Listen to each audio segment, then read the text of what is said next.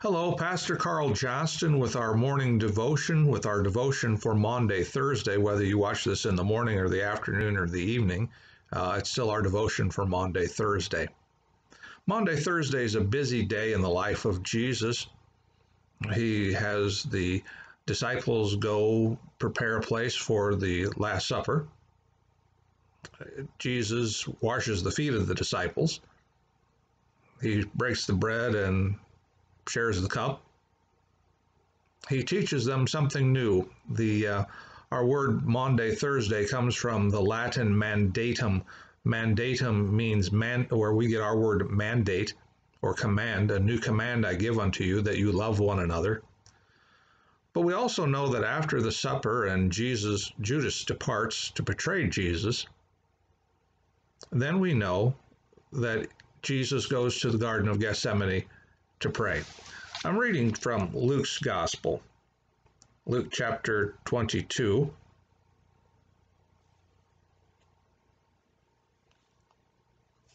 Verse 39. He came out and went, as was his custom, to the Mount of Olives, and his disciples followed him.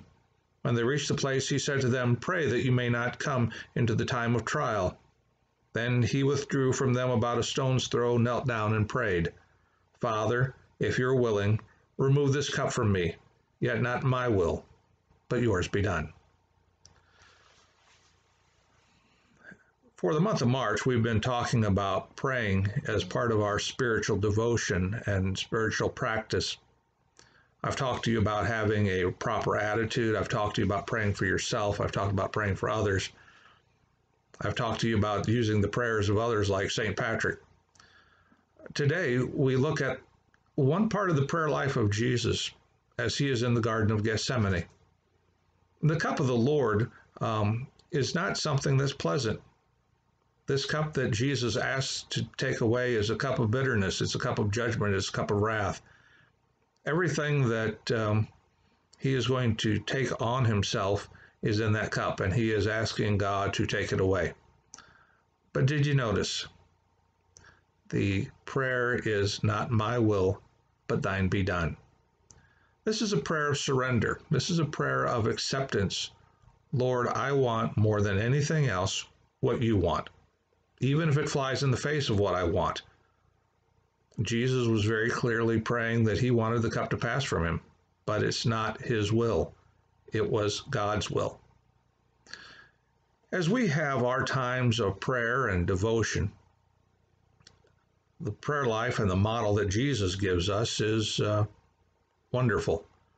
He tells us and shows us to get our eyes off of ourselves and put our eyes on to God. In our lives, many things will happen, some of them pleasant and some of them painful.